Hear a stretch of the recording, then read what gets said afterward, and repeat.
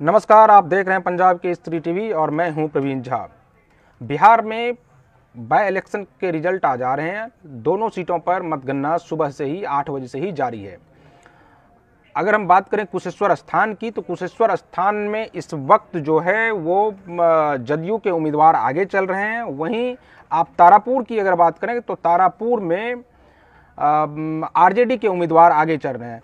मैं आपको अगर आंकड़े बता दूं तो जो कुशेश्वर स्थान सीट है वहां पर 10वें राउंड की गिनती पूरी हो चुकी है और वहां से जदयू के प्रत्याशी अमन भूषण हजारी जो हैं वो 9010 मतों से आगे चल रहे हैं। इसी तरह अगर आप बात करें तारापुर की, तो तारापुर में आरजेडी के उम्मीदवार आगे हैं। वहां पर आरजेडी के उम्मीदवार को अभी तक 18,450 मत मिले हैं, जबकि 15,899 मतों के साथ जेडीयू के उम्मीदवार दूसरे स्थान पर चल रहे हैं। इस पूरे बातचीत में अभी हमारे साथ हमारे सहयोगी भी जुड़ेंगे, विकास कुमार। वो अभी बिहार में ही हैं, बिहार से जुड़ेंगे हमारे सहयोगी। तो मैं उनको जोड़ने का एक बार प्रयास करता हूं, फिर मैं आपके साथ इस पूरे बातचीत को आगे बढ़ाता हूं।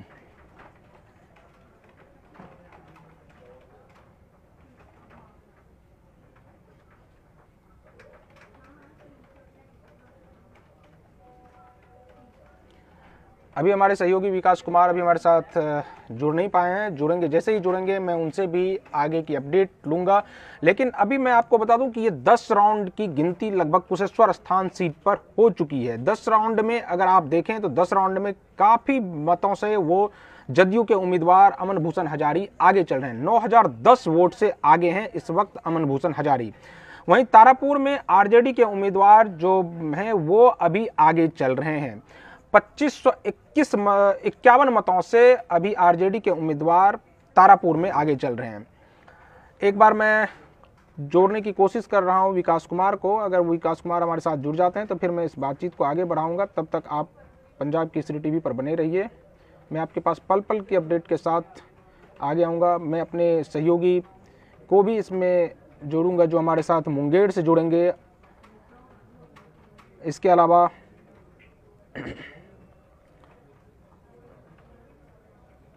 दरभंगा से भी हमारे सहयोगी जुड़ेंगे।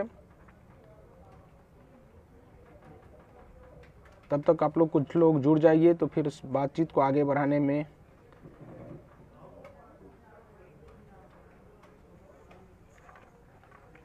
मैं एक बार प्रयास कर रहा हूं जोड़ने का।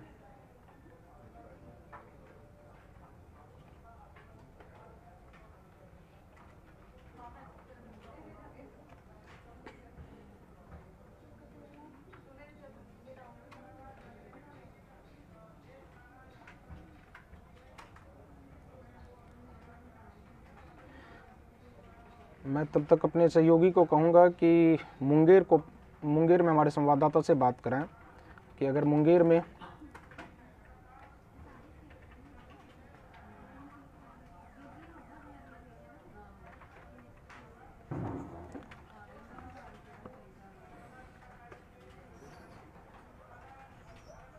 तो अगर आपको हम दरभंगा में जो कुशेश्वर स्थान सीट है वहां के बारे में अगर बता दें तो वहां पर अभी जो कुल मत है वो आप देखिए, जदयू के अमन भूषण हजारी को 28,280 मत मिले हैं, जबकि राजद के उम्मीदवार को 19,270, कांग्रेस को केवल 2,338 वोट। जबकि इससे ज्यादा अगर आप लोजपा, जो रामविलास लोजपा है यानी कि जो जिसके अध्यक्ष चिराग पासवान हैं, उसको उस पार्टी को 2846 मत मिले हैं।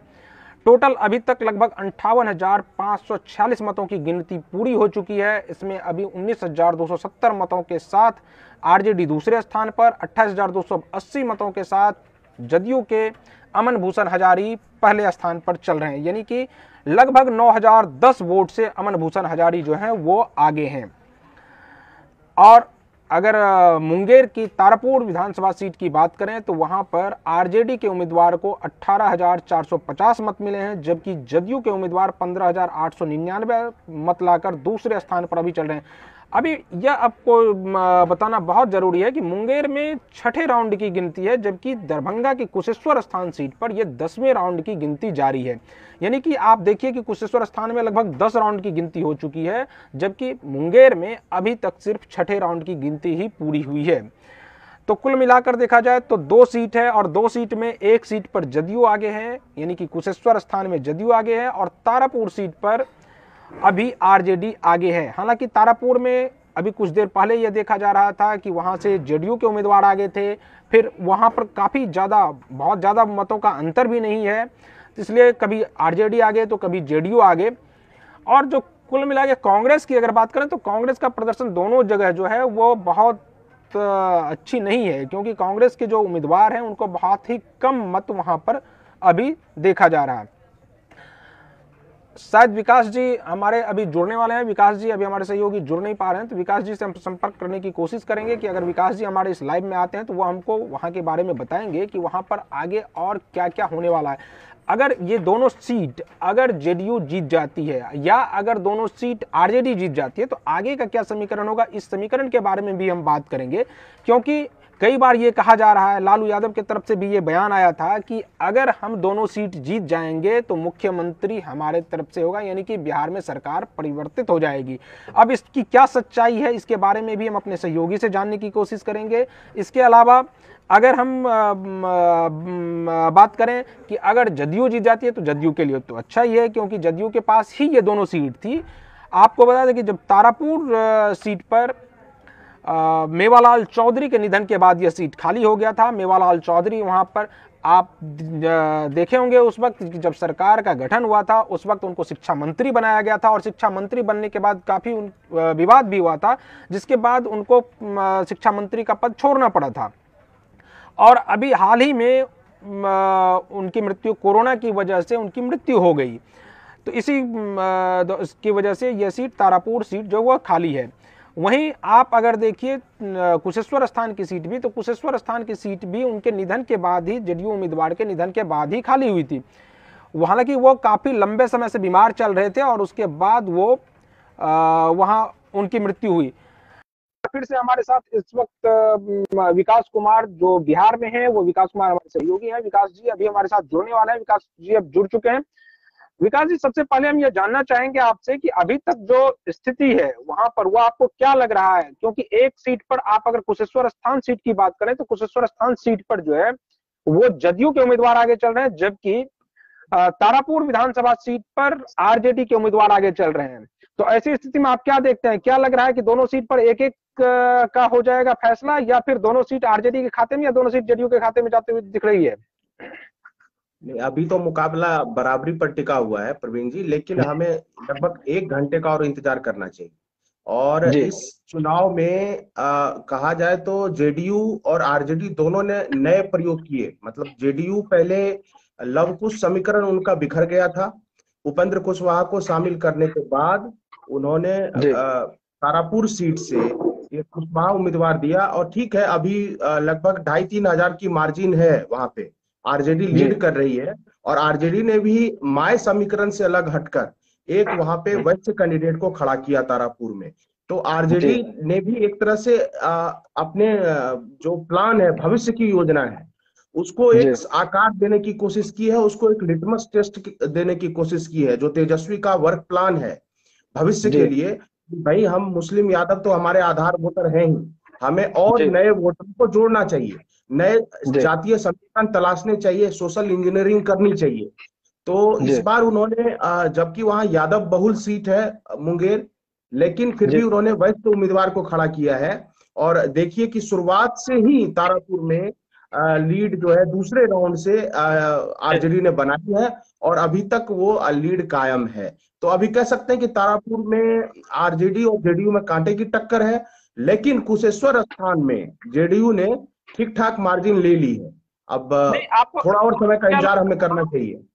नहीं, आपको क्या लगता है आखिर क्या वजह है कि कुशेश्वर स्थान सीट पर जो है वो 10 राउंड की गिनती हो चुकी है और अभी तक तारापुर में अभी सिर्फ 6ठे राउंड की गिनती ही हुई है?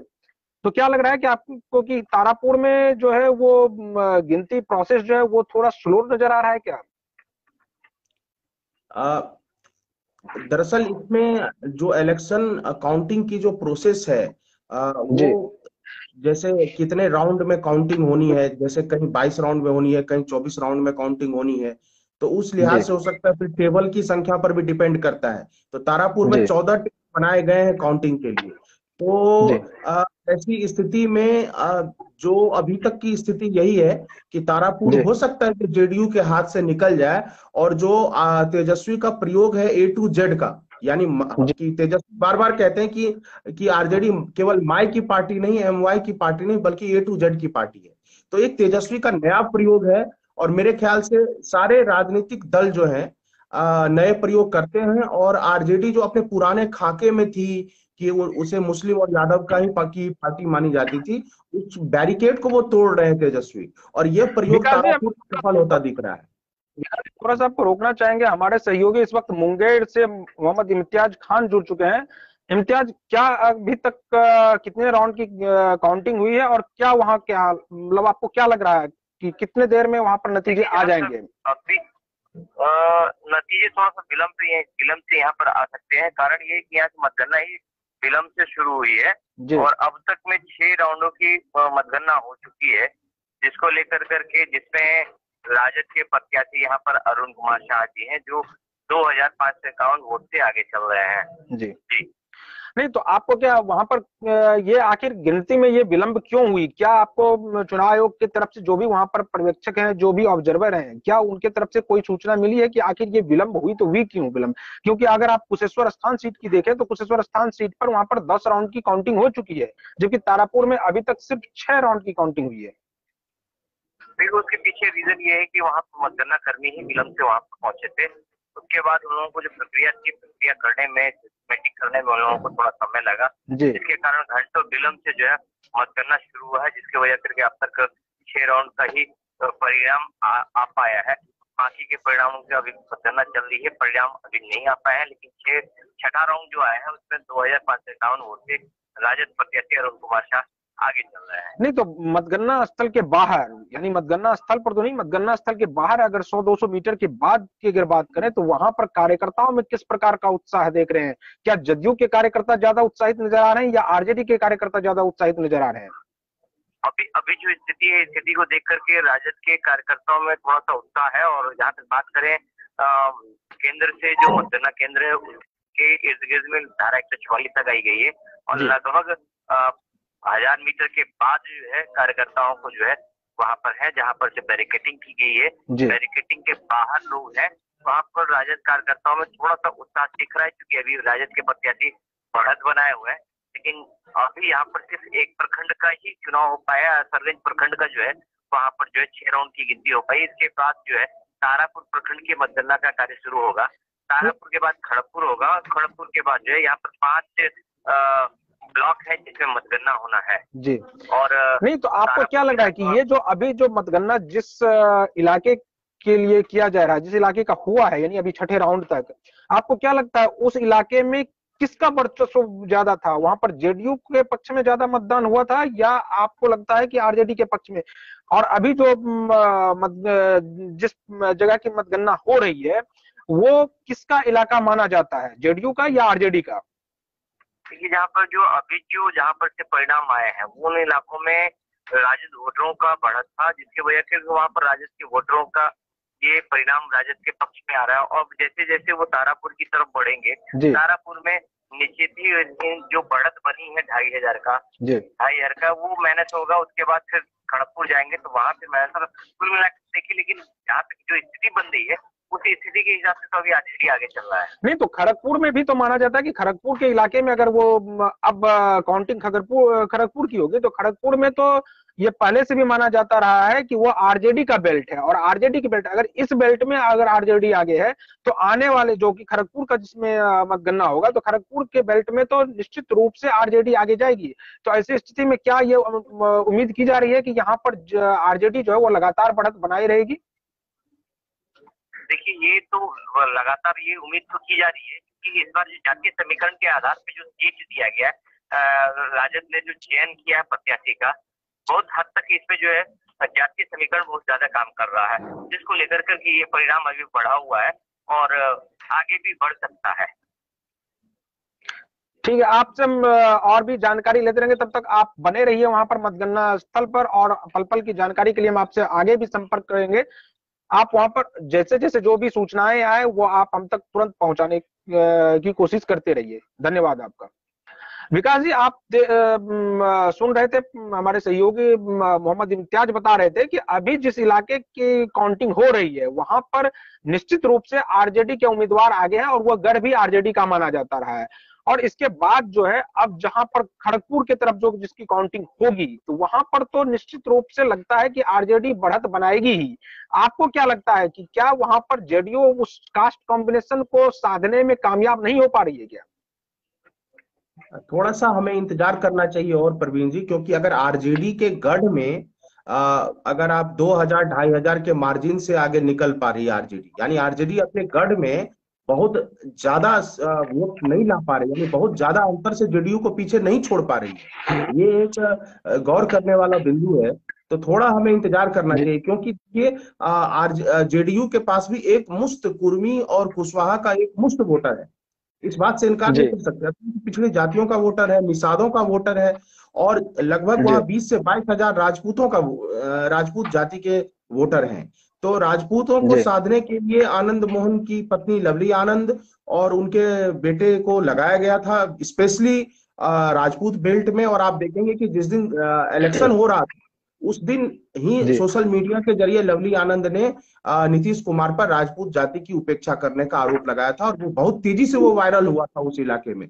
तो आरजेडी ने रणनीति खूब अच्छे तरीके से चलाई है। अब थोड़ा सा हमें इंतजार करना चाहिए, लेकिन ये एक आरजेडी के लिए एक चिंता वाली एक ये बात हो सकती है कि जो इलाके उनके गढ़ हैं वहां पे भी वो 2500 या 3000 की मार्जिन बना पा रहे हैं। अगर वहां से 5000 5,500 की मार्जिन लेते तो जहां जेडीयू का गढ़ होगा वहां देखते हैं कि आरजेडी का परफॉर्मेंस कैसा रहता है। यहां हम कह सकते हैं कि जेडीयू ने बढ़त बनाई है, आरजेडी ने बढ़त बनाई है, लेकिन जेडीयू ने उम्मीदें नहीं खोई है, क्योंकि जेडीयू की उम्मीदें अभी बरकरार हैं।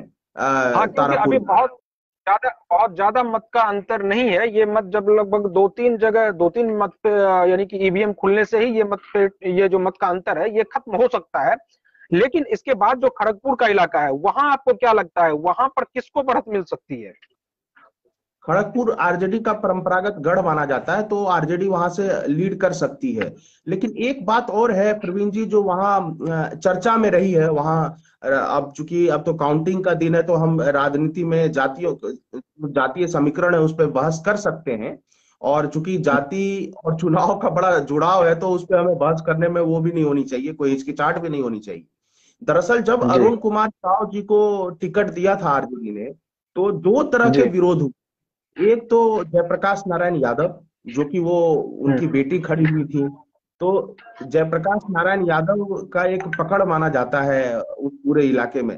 तो ऐसी चर्चा है कि जयप्रकाश ने ऊपर से तो साथ दिया है आरजेडी का, लेकिन अंदर खाने उन्होंने अपने समर्थकों को एक मैसेज दिया है कि अगर इस सीट पर, जो कि यादव बहुल सीट है, यहाँ यादव जाति नंबर 1 पे आती है, परंपरागत रूप से यादवों का गढ़ रहा है, और यहाँ असली टक्कर यादव और कुशवाहा में हुई है।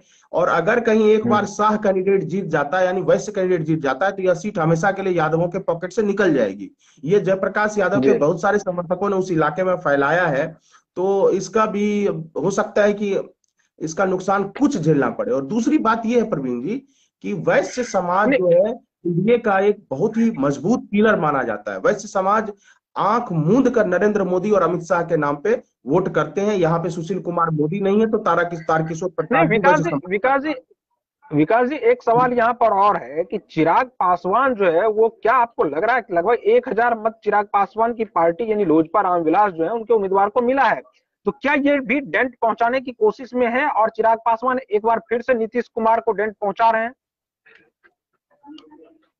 चिराग पासवान डेंट तो पहुंचा रहे हैं, लेकिन एक चीज गौर करने वाली बात है कि कांग्रेस बहुत पुरानी पार्टी है बिहार में, राष्ट्रीय पार्टी है, और कांग्रेस से दोनों ही सीटों पर चिराग की पार्टी ज्यादा वोट ला रही है, जबकि चिराग की पार्टी पहली बार इस सिंबल से उतर रही है, हेलीकॉप्टर से।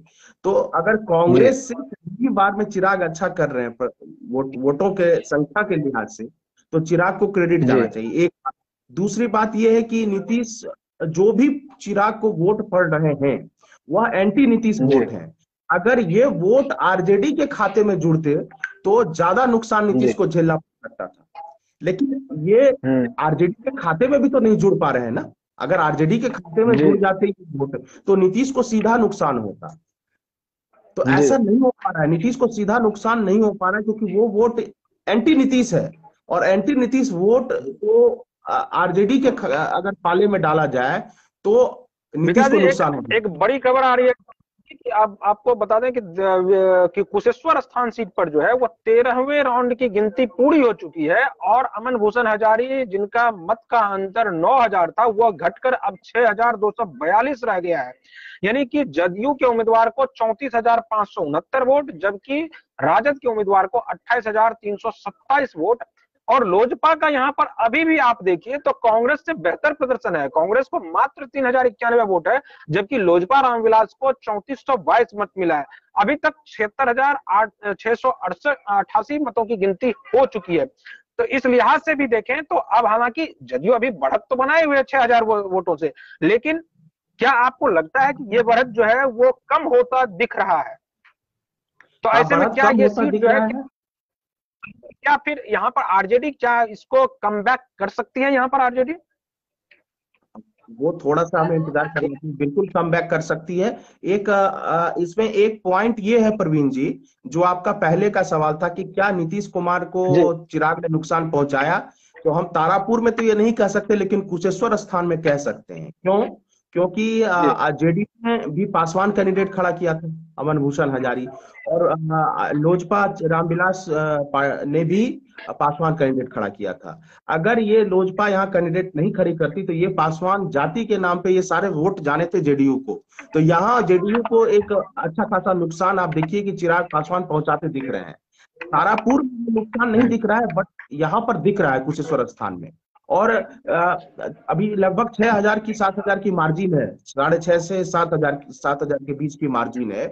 तो देखते हैं। और सबसे बड़ी बात है, एक बात ये भी है, रेजोनेंस है वहां कि जेडीयू के 16 साल के शासन में वह चूंकि बाढ़ प्रभावित इलाका रहा है, तो आप देखेंगे कि सड़कें नहीं बनी, सड़कें भी उन इलाकों में बनी जहां की जेडीयू या बीजेपी के ज्यादा समर्थक हैं।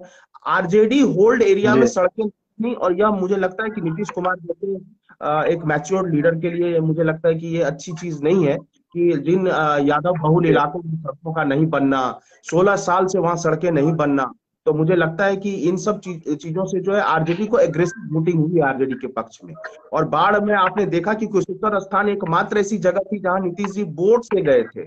अगर याद हो, एनडीआरएफ के बोट से कुशेश्वर स्थान गए थे, वहां मंदिरों में भी गए थे, लोगों से भी मिला था बहुत पहले, लेकिन फिर भी जी बिल्कुल, लगातार जल संसाधन मंत्री संजय झा लगातार कैंप किए हुए थे, और यहां तक कि इस बार तो बहुत ज्यादा एश्योरेंस भी दे रहे थे कि अगर हम इस बार आप अगर जिताकर भेजते हैं, अगर नहीं भी जिताकर भेजेंगे तब भी हम आपके लिए काम तो करेंगे, लेकिन अगर जिताकर भेजेंगे तो जो विधायक निधि फंड से भी जो बनने वाला होगा वो भी हम आपके इलाके में विकास का काम करेंगे, पुल पुलिया जो भी है वो हम बनाएंगे। एक बांध के बारे में संजय कुमार झा बता रहे थे कि, और वो उस दिन कमिट भी किए थे अपने चुनावी सभा के दौरान कि इस बार हम आपको जरूर इससे निजात दिलाएंगे, क्योंकि वो काफी बाढ़ प्रभावित इलाका रहा है कुशेश्वर स्थान, अभी भी वहां पर बाढ़ का निदान हो नहीं पाया है। तो ऐसी स्थिति में क्या आपको लगता है कि वहां की जनता जो है वो एक बार फिर से सरकार पर विश्वास करेगी और जेडीयू को वहां से जिताकर भेजेगी? अभी तक तो लीड बनाई हुई है जेडीयू, लेकिन वहां एक बड़ी समस्या ये है कि सरकार के विरुद्ध तो नाराजगी है। अगर आप देखेंगे, तेजस्वी की जो अपील थी कुशेश्वर स्थान में वो बहुत ज्यादा थी, मतलब लोग उनसे रास्ते में रोक के मिल रहे थे, अपनी बात बता रहे थे। और मुझे लगता है कि एक इस रूप में भी देखा जाना चाहिए कि विधानसभा चुनाव के बाद भी तेजस्वी ने अपनी लोकप्रियता बरकरार रखी है, नए समीकरण जोड़े हैं, उन्होंने अपने अंदर एक फ्लेक्सिबिलिटी दिखाई है, जो कि आरजेडी के लिए भविष्य के लिहाज से बहुत ही अच्छे संकेत है। देखिए प्रवीण जी, अगर दोनों सीटें जेडीयू जीत भी जाती है तो आरजेडी को कोई सब्सटेंशियल लॉस नहीं है, क्योंकि ये सीटें जेडीयू की रही है। लेकिन जेडीयू अगर आरजेडी अगर एक भी सीट जेडीयू से छीन लेती है तो समझिए कि नीतीश बाबू के लिए मॉरल डिफीट है, मॉरल डिफीट है। आपके जुड़ने से पहले हम इसके बारे में बातचीत भी कर रहे थे अपने दर्शकों से कि, और हम यह बताने के लिए भी बात कर रहे थे कि क्या आपको लगता है कि अगर जिस तरह से लालू यादव के बयान को अगर आप देखें तो लालू यादव ने कहा था कि अगर इन दोनों सीटों पर आरजेडी की जीत होती है तो हम सत्ता परिवर्तित कर देंगे। तो आपको क्या लगता है कि अगर आरजेडी ये दोनों सीट जीत लेती है तो क्या कुछ गुंजाइश बन रहा है क्या बिहार की राजनीति में? जी, अगर दोनों सीट बन लेती है और कांग्रेस एकजुट रह जाती, यानी कांग्रेस टूटती नहीं है, तो सरकार में उलटफेर होने की संभावनाएं हैं। अगर आप आंकड़े देखें, असदुद्दीन ओवैसी की 5 विधायक, और निर्दलीय है सुमित सिंह के पिताजी लालू जी के करीबी हैं, और सुमित जी नीतीश जी के करीबी हैं। और इसी तरह मांझी जी का मन थोड़ा अस्थिर रहता है, वो सब जानते हैं राजनीतिक गलियारे में।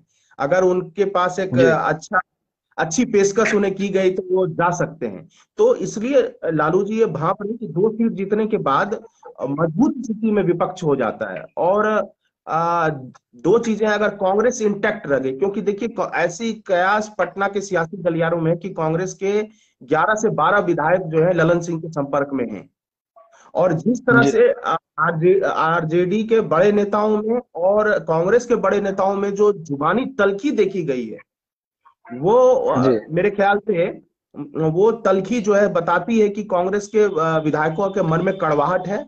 और नहीं, जो बीजेपी आरोप लगा रही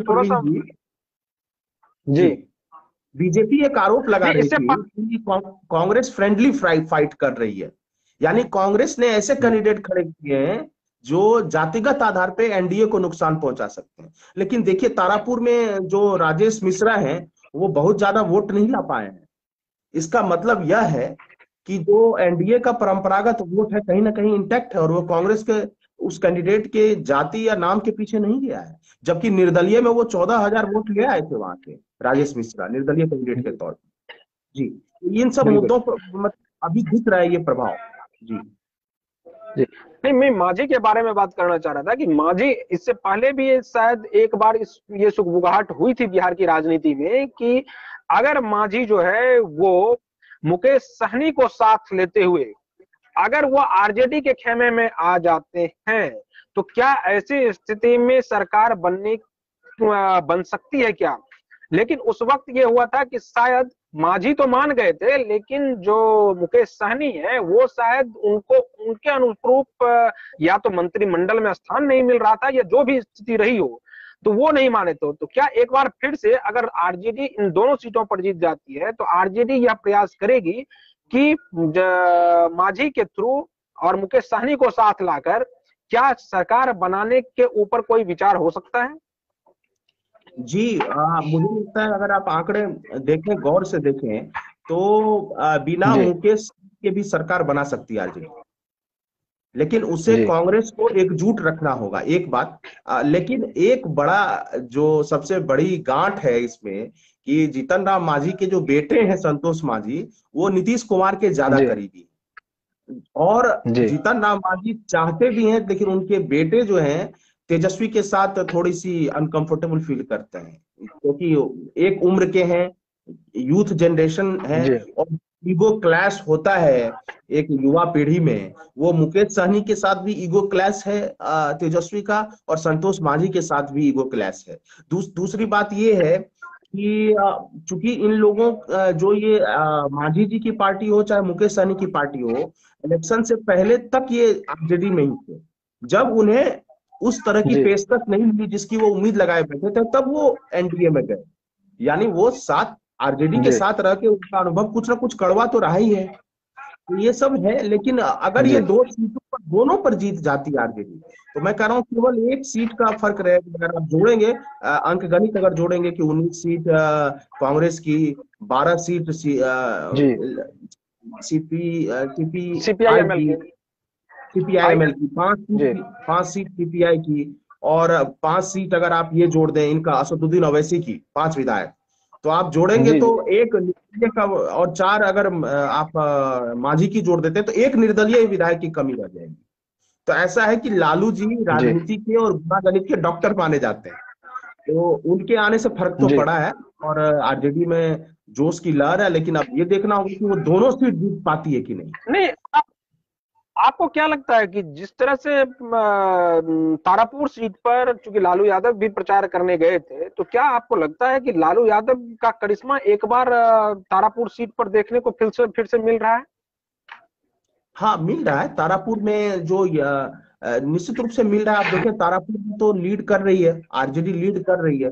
और आप अगर गौर करेंगे कि तारापुर में ताकत भी बहुत ज्यादा आरजेडी ने झोंकी है। अगर कुशेश्वर स्थान की तुलना करें तो 3 दिन तक जी तारापुर में तेजस्वी ने कैंप किया था और लगभग 43 जी एमएलए को जाति के आधार पे डिवीजन किया था कि किस जाति के एमएलए को किस इलाके में जिम्मेदारी देनी है।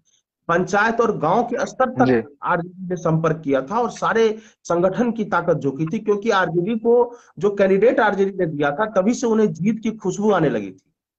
क्योंकि अगर आप देखेंगे जी जो 12 बनिया वोटर हैं वो लगभग 42,000 है वहां पे, 12 बनिया वोटर और 22 बनिया वोटर मिला के जी आप 22 बनिया की उपजातियों को मिला देंगे तो आपके लगभग 65 से 70,000 वोट हो जाते हैं। अब यहाँ यह पेंच फंस जी रहा है कि चूंकि यह तेली बिरादरी से आते हैं, साव तेली बिरादरी से आते हैं, अरुण कुमार साव जिनको टिकट दिया गया है। तो अरुण कुमार साव अपनी बनिया के अंदर अपनी उपजातियों के तो वोट ले आ रहे हैं, लेकिन समग्र जैसे मारवाड़ी हो गया, जी बवाल हो गए या अन्य जो जायसवाल हो गए, कलवार हो गए, ये तमाम जातियां भी इसमें आती है वैश्य वर्ग में।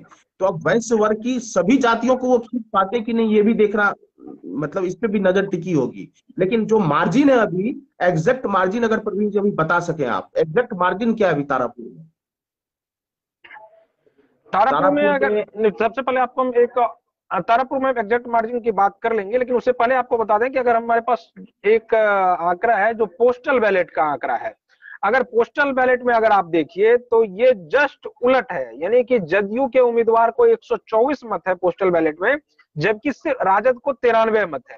यानी कि पोस्टल बैलेट में तो जरूर जदयू जो है वो बढ़त बनाए हुए हैं, लेकिन जो मेन काउंटिंग है जिसमें कि बढ़त बनानी चाहिए थी जेडीयू को, चूंकि सत्ताधारी दल है और सत्ताधारी दल के नाते यह लगातार इस चीज का अनुमान लगाया जाता है कि कोई भी कम से कम उपचुनाव में सत्ताधारी दल के जो कैंडिडेट होते हैं वो जल्दी हारते नहीं है, ऐसा देखा गया है।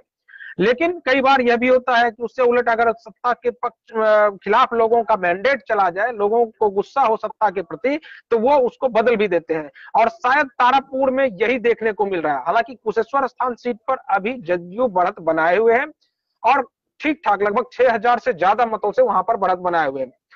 विकास जी, आपको कुशेश्वर स्थान सीट पर क्या लगता है कि कुशेश्वर स्थान सीट पर जो वोटों का समीकरण है, उस समीकरण के लिहाज से देखें तो क्या वहां पर आरजेडी का समीकरण थोड़ा फिट बैठता नहीं दिख रहा है? बिल्कुल आपने सही पकड़ा है। उन्होंने मुसहर जाति से आने वाले गणेश विद्यार्थी जी को टिकट दिया था, गणेश भारती जी को, सॉरी। तो गणेश जी जी मुझे लगता है कि अपनी जाति के वोटों को उस हिसाब से नहीं खींच पाए। अगर वो खींच पाते तो अभी तक आरजेडी लीड बना सकती थी। कहीं ना कहीं जीतन राम मांझी जो जी नीतीश जी के साथ खड़े हैं उसका असर वहां पे दिख रहा है। और अगर आप तारापुर में भी जी ग्राउंड पे जाएंगे तो आप जो अत्यंत पिछड़ी जातियां हैं उनमें नीतीश के लिए अभी भी जी समर्थन दिखा है।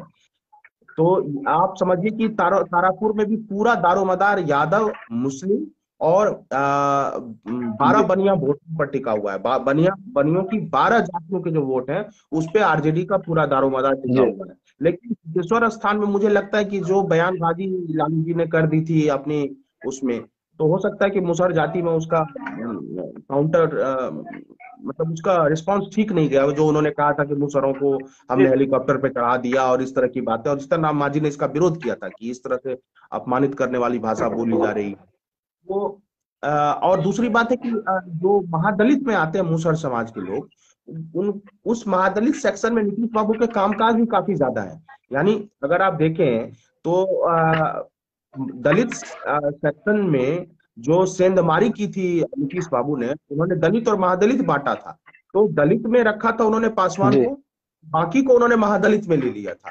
तो रामविलास पासवान जी और नीतीश कुमार जी में, स्वर्गीय रामविलास पासवान जी और नीतीश कुमार जी में जो अदावत हुई वो वहीं से हुई, क्योंकि जी रामविलास पासवान को ये लगा कि पासवान जाति को अलग थलग किया जा रहा है दलित वोटरों से, और यह कहीं ना कहीं उन्हें जी नजर गिरा। देखें जो चिराग का जो आक्रोश है वह भी यही है कि पासवान जाति को बिहार की राजनीति में दरकिनार करने की कोशिश हुई है बिहार में। ये जी चिराग पासवान नहीं का क्लेम है आपको क्या नीतीश कुमार के बारे में। जी नहीं, तो वहां पर भी जो चिराग पासवान की पार्टी जो है वो लगभग 4,000 वोट है लगभग अभी तक गिनती में। तो क्या लगता है कि ये भी तो जेडीयू का ही वोट कट रहा है कि हाँ, अगर क्योंकि वहां के एलजेपी, चाहे आप आम चुनाव मतलब बात कर लें या अभी की बात कर लें उपचुनाव की, दोनों में एक प्रकार से यह देखा जाए कि लोजपा जो है वो खास करके चिराग पासवान, लोजपा रामविलास, वो जो है वो निश्चित रूप से डेंट पहुंचा रही है जेडीयू को। और इस चुनाव में भी ये दिख रहा है, अगर वो एक साथ होते आज तो निश्चित रूप से यह वोट जो है वो 10,000 से आगे रहते जेडीयू के उम्मीदवार। तो क्या लगता है क्या कि ये जो है नीतीश कुमार का, चाहे इसको आप घमंड बोले या जो भी बोले, कि नीतीश कुमार जो है वो चिराग पासवान को साथ लेना मुनासिब नहीं समझे और उसका खामियाजा उनको पिछले चुनाव में भी दिखा और इस बार भी, चाहे वो तारापुर हो चाहे कुशेश्वर स्थान हो, दोनों जगह दिख रहा है। जी बिल्कुल, अगर वो साथ रखते तो निश्चित रूप से थोड़ा सा दिल बड़ा करना पड़ता। वो 15 सीटों में समेटना जी चाहते थे चिराग पासवान को पिछले चुनाव में, मात्र 15 से सीटों पे। तो ये चिराग के लिए एक्सेप्टेबल नहीं था। अब हुआ क्या कि भाजपा जी भी बिल्कुल जैसे व्यूअर्स की तरह देख रही है, और मुझे लगता है कि भाजपा को ये जरूर सोचना चाहिए, जो भाजपा के आला कमान है, कि अभी भी चिराग ने भाजपा के खिलाफ कोई बड़ा स्टैंड नहीं लिया है। लेकिन इसके बावजूद चिराग जी अकेली, कहते हैं ना, संघर्ष के दिनों में अकेले जूझ रहे हैं। तो निश्चित रूप से जी उन्होंने एक चीज तो यह भी है कि राजनीति में संघर्ष करके ही नेता आगे बढ़ते हैं, चाहे वो आप कह सकते हैं कि विरासत की सियासत ही मिले, लेकिन वह काबिलियत आप में होनी चाहिए कि उस विरासत को आप संभाल सकें। तो चिराग ने वो काबिलियत जी दिखाई है, और तेजस्वी ये काबिलियत दिखा चुके हैं। और आप देखें कि जो माय से ए टू जेड वाला इक्वेशन है, और आप देखें कि जगदानंद सिंह, शिवानंद तिवारी, इन सबको साथ लेना, भले तेज प्रताप चाहे कितना ही विरोध करें, लेकिन जिस तरह से जगदानंद सिंह को अभी तारापुर में भेजा गया था कल ही कि आप जाके मॉनिटरिंग कीजिए, तो सभी एक अच्छा मैसेज दे रही है आरजेडी, और तेजस्वी के नेतृत्व में खास करके, कि वो प्रकाश जी, अपने। जानना भी चाह रहे थे कि मतलब तारापुर सीट पर क्या है, मतलब आंकड़ा अभी का क्या है खासकर। तो इस वक्त हमारे साथ मोहम्मद इम्तियाज फिर से जुड़ चुके हैं। इम्तियाज, आप बताइए कि क्या है इस वक्त और कितने राउंड की काउंटिंग अभी तक हो चुकी है और कौन कितने मत से आगे चल रहे हैं।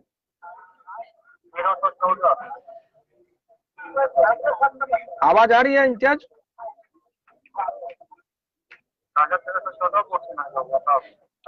इम्तियाज, आपको आवाज आ रही है मेरी?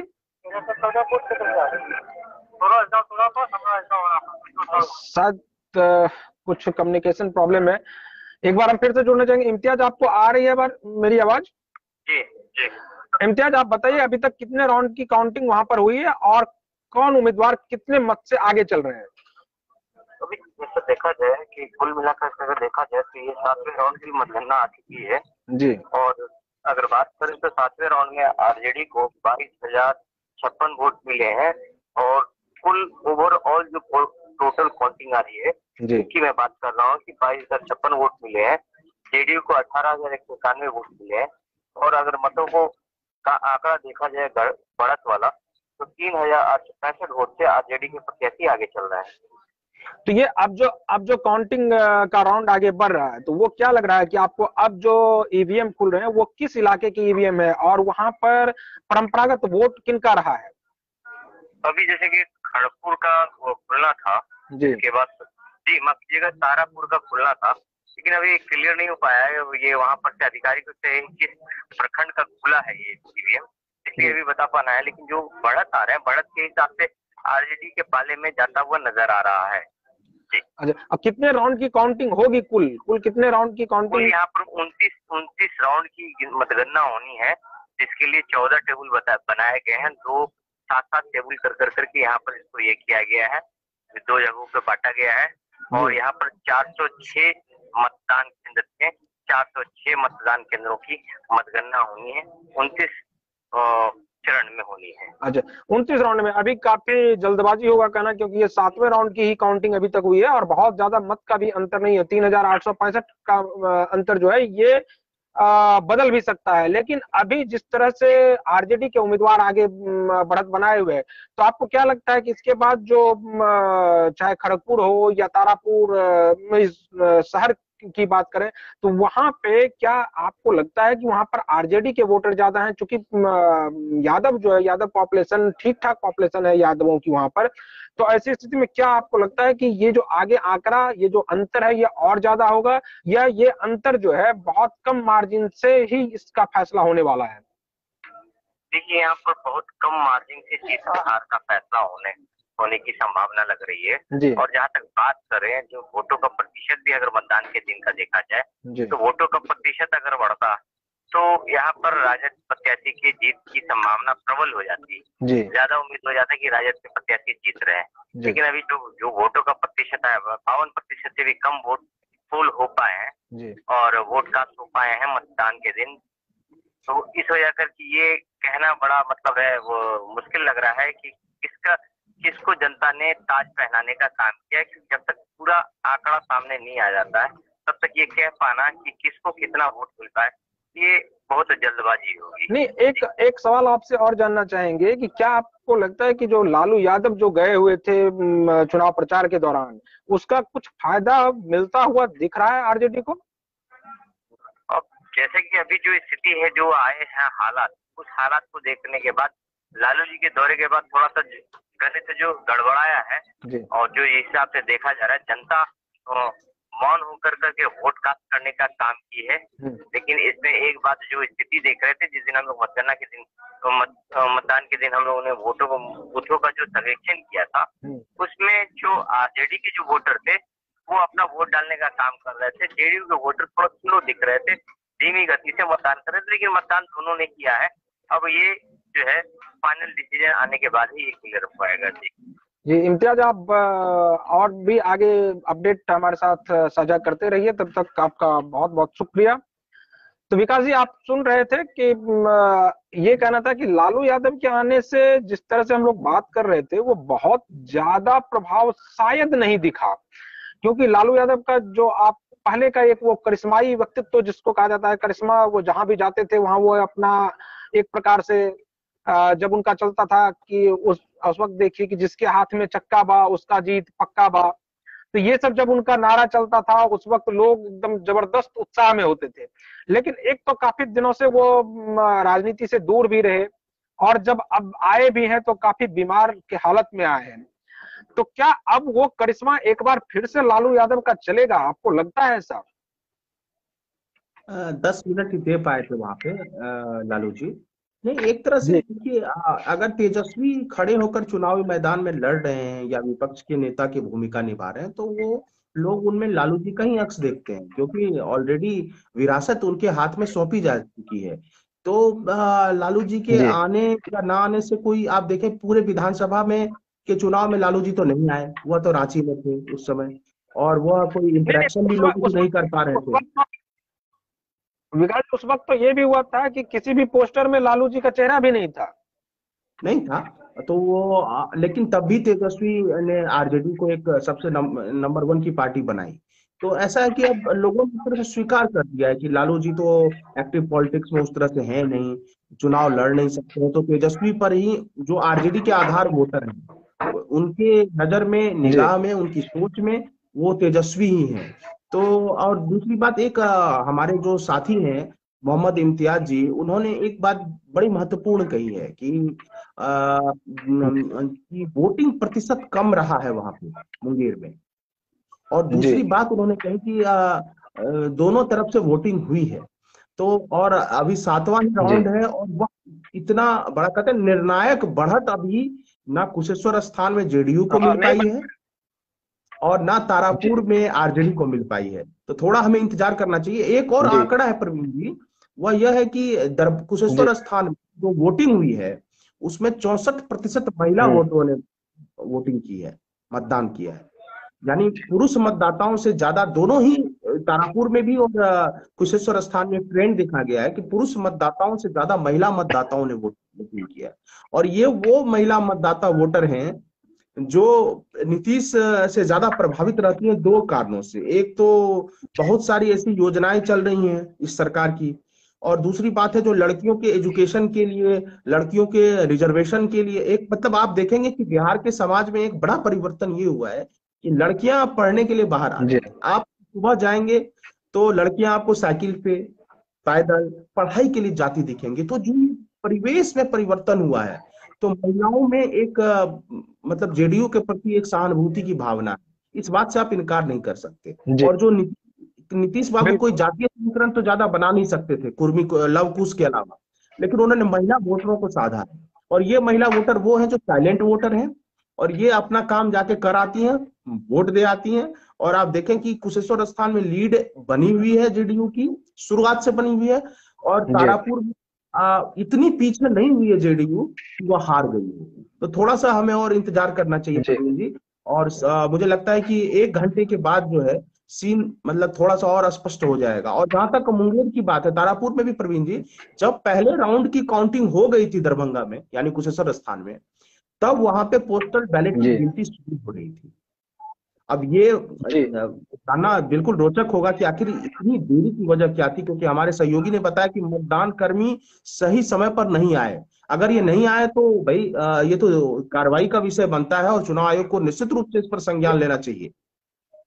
आखिर मतगणना कर्मी कहाँ व्यस्त थे, क्या कर रहे थे, कहाँ वो व्यस्त क्यों नहीं थे? समय से पहुंच पाए। जी जी। और ये भी नहीं है कि अभी बहुत ज्यादा ठंड है कि ठंड के समय में लोगों को निकलना थोड़ा मुश्किल हो रहा था और वो लेट से पहुंचे हैं। नहीं नहीं, तो ये तो ऐसी स्थिति में वो राजकीय कार्यों में तो कोई इस तरह की वो चलती नहीं है। जो राजकीय कार्य हैं, जो संवैधानिक जी प्रक्रिया है, उसमें ठंड गर्म, और आप देखें कोरोना के काल में जब इतने बड़े बड़े चुनाव हुए, इतने जी पश्चिम उस बंगाल वक्त जैसे भी बड़े राज्यों में जी चुनाव हुए, केरल में चुनाव हुए, तो फिर ये कोई बहानेबाजी नहीं हो सकती कि मतदान कर्मी लेट से आए।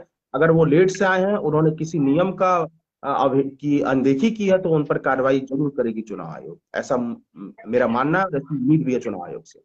जी नहीं, फिर हम विकास जी एक बार उसी तारापुर सीट पर ही आना चाहेंगे कि तारापुर सीट में अगर कास्ट वाइज देखें तो आपको क्या लगता है, जो अपर कास्ट जिसको कहा जाता है, जो कि खास करके बीजेपी और जेडीयू के कोर वोटर माने जाते हैं, हालांकि जिस तरह से नीतीश कुमार ने दलित महादलित किया था तो वो वोट भी नीतीश कुमार के साथ आया था, लेकिन अब क्या लगता है आपको कि जो अपर कास्ट है वो क्या आरजेडी के फेवर में जाती दिख रही है, या कि अपर कास्ट के वोटर अभी भी इंटैक्ट है जेडीयू और बीजेपी के पक्ष में।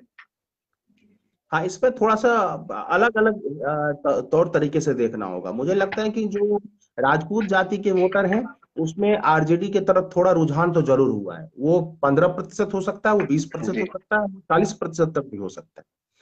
और जहां तक जी ब्राह्मणों की अगर आप बात करें, तो वहां तो कांग्रेस ने जो कैंडिडेट दिया वो यही देखकर दिया था कि ब्राह्मणों के वोट उनको मिलेंगे। लेकिन अभी तक ऐसा होता दिख नहीं रहा है। जी मतलब ये जो जी वोटों की जो तादाद है जो उन्होंने हासिल की है, वो इतना प्रभावी नहीं है कि माना जाए कि ब्राह्मण वोट एनडीए से दूर हो गया। तो लेकिन यह जी कि राजपूत वोटों में अच्छी खासी सेंधमारी आरजेडी कर रही है या करने की कोशिश कर रही है, ये बात देखेंगे। और दूसरी बात यह भी है कि अभी थोड़ा सा 1 घंटे के बाद बहुत सारी जो आंकड़े हैं वो स्पष्ट होकर आ पाएंगे कि किस इलाके के में कहाँ आरजेडी ने बढ़त ली है, कहाँ जेडीयू को मिल रही है वोट, उससे पता चल जाएगा वहां की क्या हुआ। लेकिन ये कहिए कि देखिए, और आपको एक रोचक बात बताऊं प्रवीण जी, कि कल किसी निजी जी चैनल पे इंटरव्यू आया था, कल या परसों, सुभाष यादव जी का, जो लालू जी के रिश्ते में साले लगते हैं। तो उनका ये हाँ, कहना था जी कि दोनों सीट जेडीयू जीत जाएगी। उनका ये दावा था। अब कितना सही कितना गलत ये तो वक्त बताएगा। दूसरा उनका ये दावा था कि हाँ आज पंद्रह सुबह सुबह प्रतिशत जी 15% यादव वोट जो है तारापुर में, वह जेडीयू के पक्ष में चला गया है, क्योंकि वहां यादव कैंडिडेट नहीं दिया गया।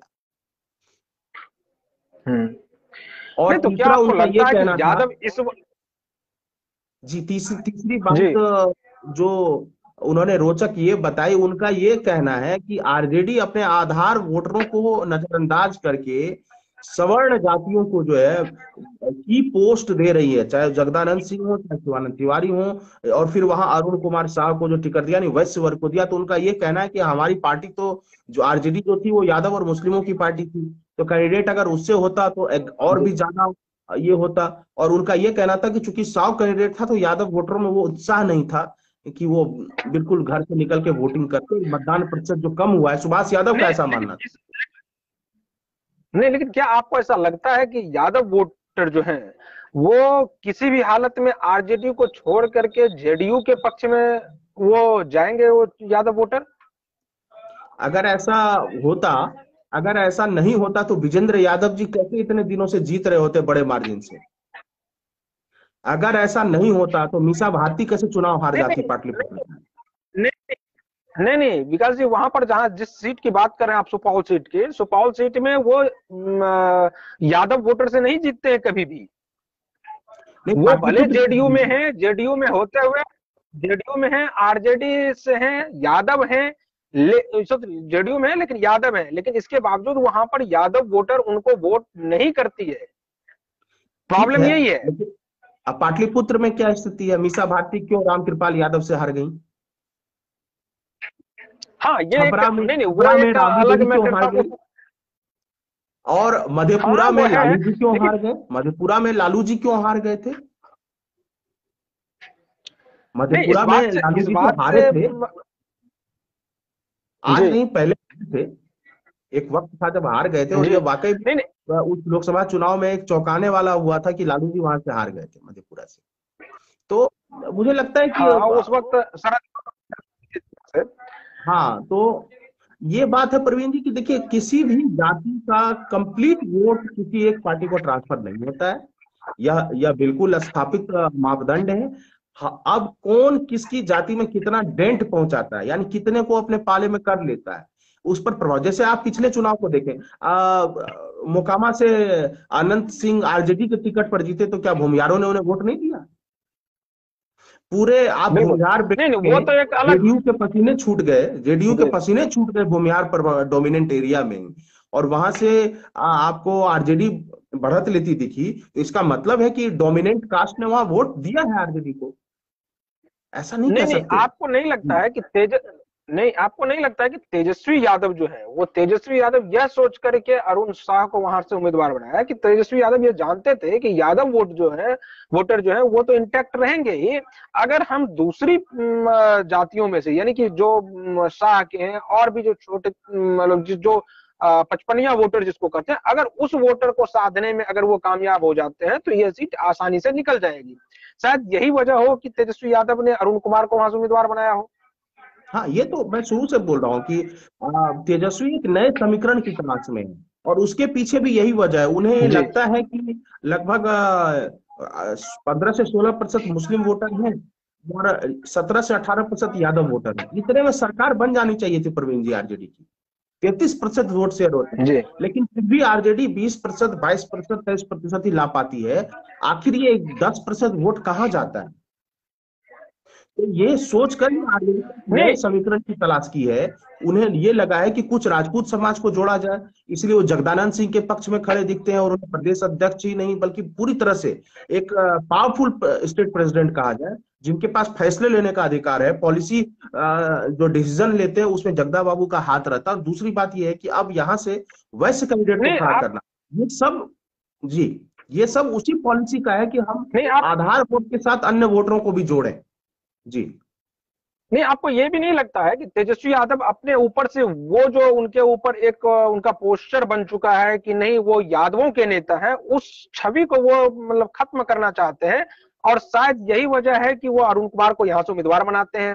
दूसरी जगह आप कुशेश्वर स्थान पर भी देखिए तो वहां से भी उम्मीदवार वो एक ठीक ठाक कम्युनिटी के ही लोगों को बनाते हैं, और वो अपना जो अपनी छवि जो है उसको वो यादव से निकाल करके एक बिहार के लीडर के रूप में वो बनाना चाह रहे हैं कि नहीं सिर्फ यादवों के नेता नहीं है, वो सभी कास्ट के नेता है। और यही वजह है कि अब वो दोनों जगह से उम्मीदवार यादव को ना दे करके वहां पर दूसरी जातियों के उम्मीदवारों को उन्होंने अपना उम्मीदवार बनाया। जी बिल्कुल सही बात कर रहे हैं, बिल्कुल सही बात कर रहे हैं। और ये तेजस्वी के एक लॉन्ग टर्म प्लान का हिस्सा है। और अगर आप गौर करें तो राज्यसभा में आरजेडी ने किन किन शख्सियतों को भेजा, उससे भी आपको इस बात का अंदाजा होगा कि आरजेडी अपने कुछ नए समीकरण की तलाश में। आरजेडी ने भूमिहार नेता को भी भेजा, मनोज झा ब्राह्मण को भी भेजा, और मुस्लिम जो कटिहार मेडिकल कॉलेज के फाउंडर हैं उन्हें भी भेजा। तो ऐसा है कि आरजेडी ने फ्लेक्सिबिलिटी जितनी दिखाई है हाल के वर्षों में, उतनी फ्लेक्सिबिलिटी बीजेपी ने नहीं दिखाई, या कह सकते हैं कि जेडीयू ने भी नहीं दिखाई। जेडीयू तो अपने लवकुश समीकरण में कुछ को करती चली गई। तो तेजस्वी ने एक नया प्रयोग किया है, उस प्रयोग का जो टेस्ट होना है, प्रयोगशाला है, वह मुंगेर का तारापुर है। अगर यह प्रयोग सफल हुआ प्रवीण जी, तो यह तय मानिए कि आरजेडी दूसरी जाति के यानी माय के अलावा अन्य जाति के कैंडिडेट को ज्यादा टिकट देगी आने वाले विधानसभा चुनाव में, लोकसभा चुनाव में, और वह 5 से 6% वोट ज्यादा लेना चाहेगी ताकि वह एनडीए को नुकसान पहुंचा सके। ये बात तेजस्वी ये टेस्ट जो है तेजस्वी ने इस मौका भी सही चुना है, क्योंकि अगर वो हार भी जाते हैं तो कोई सब्सटेंशियल लॉस नहीं है, कोई न्यूमेरिकल लॉस नहीं आरजेडी को। लेकिन अगर वो जीत जाते हैं तो उनके पास अच्छा दूसरा, वो आरजेडी के अंदर भी ये साबित कर देंगे कि उनके पास उन्होंने जो निर्णय लिया है उनमें वो राजनीतिक कौशल आ गया है, और जो सीनियर लीडर हैं आरजेडी के तेजस्वी की बात मानेंगे। और दूसरी बात है कि जो भाई भी हैं, जो भाई यदा कदा बिगड़ जाते हैं भाई, उनको भी ये पता चलेगा कि तेजस्वी में क्या क्षमता है।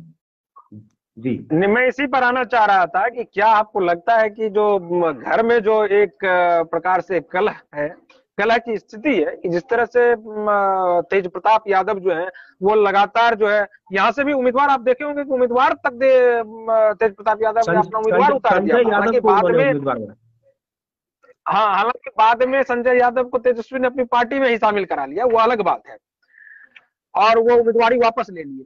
लेकिन आपको लगता है कि उसका कुछ असर इस चुनाव में देखने को मिल रहा है, घर में जो कलह है? तेज प्रताप जी राजनीति में, खास करके मैं आरजेडी में कह रहा हूं, वैसे राजनीति में कभी भी किसी के सितारे बुलंद हो सकते हैं, लेकिन आरजेडी की राजनीति में party and with in family politics में वो कमजोर हुए हैं। और वो कमजोर क्यों हुए हैं, ये भी इसकी भी एक वजह, उसकी सबसे बड़ी वजह है प्रवीण जी कि आज के समय में महिला वोटरों को साधे बिना कोई भी पार्टी जीत नहीं सकती।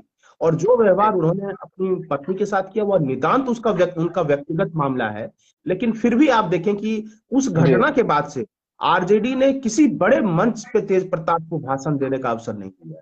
यहां तक कि जब लालू जी इधर गए, उनके घर तो चले गए आग्रह करने पर, जिद करने पर, तो उन्होंने मंच पे तेज प्रताप को जगह नहीं दी, क्योंकि यह रेजोनेंस है कि इस व्यक्ति ने जो एक पारिवारिक रिश्ते को निभाने की बात आती है उसमें वो कमजोर साबित हुए, फिसड्डी साबित हुए।